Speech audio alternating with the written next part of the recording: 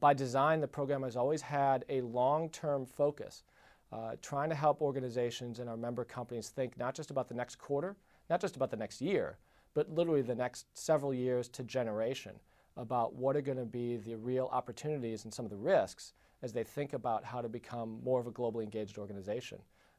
So Global 2020 has been with us for many years, but as we now sit here in 2010, we in the companies have agreed that now is the time to, consistent with the design of the program, which is still a primary driver, to move on to Global Leadership 2030 and continue to maintain that long-term focus for the companies involved. Great. One is, I think, the rigor that we bring to the program. It spans several months in 3 modules. So participants come to Hanover for a week in the fall. And in recent years, the program then has traveled to India for a week in January, and then on to China for a week in the spring. So there's a lot of work in the modules. Participants are busy, but we give them within the program, I think, exposure to many world-class leaders of thinking, both in terms of nuts and bolts of finance and economics, which I work a lot on leadership challenges, on cross-cultural communication. So there's that real breadth of the curriculum that we bring. I think that's one distinguishing feature. A second is the immersion experience. We've learned from partnering with companies over the years, you can learn a great deal inside the classroom, but at least as much learning can go on in well-structured, well-targeted immersion programs, which is why we have the second and third modules in 2 different countries, where today India and China are 2 of the most relevant markets that companies want their current and future leaders to be learning about. And I think a third distinguishing feature is the learning that goes on across the companies in the consortium. One of the things I'm always impressed by is the amount of learning and teaching that goes on, not just from faculty that we bring in to the participants, but across the participants, not just within their own companies, but across the companies. And especially by the time we get to that third module, relationships have been built, trust has been built, and the amount of learning that happens there across the table, across the meals that we have with each other is impressive. The immersion that we create in Global 2020 brings a lot of new perspectives, even for those participants.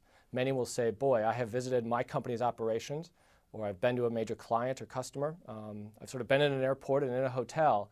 It's very different when you spend a number of days visiting local companies, hearing from local executives, walking the streets and villages, meeting people who have never seen someone like you before. So for them, even the participants that have been to these countries before, there's a tremendous amount they learn from the immersion. And it presents a big opportunity to them to think about, are they ready to be leaders in their companies and beyond, and how can they teach the consortium participants who have not been to those countries before? There's a real opportunity there. So one of the most important learnings that each of the participants and the consortium companies realizes over Global 2020 is their action learning projects.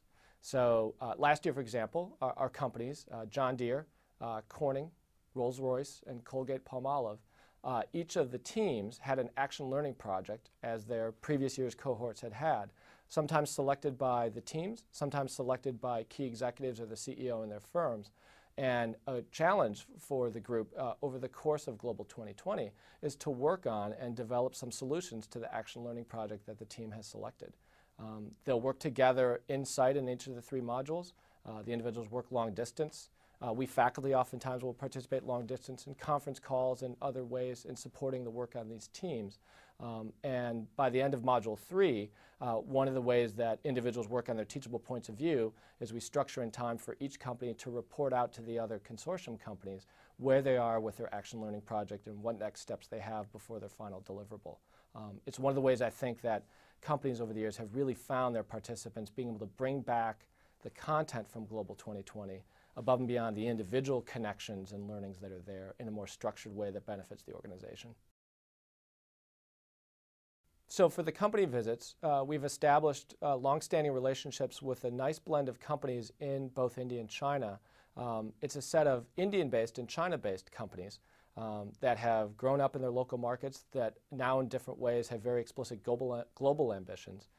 We also visit companies that are based in foreign countries that have established and are looking to successfully expand their operations. We take participants to meet within these companies a blend of expatriate executives, foreign nationals, production line workers, migrant workers, often in China in particular.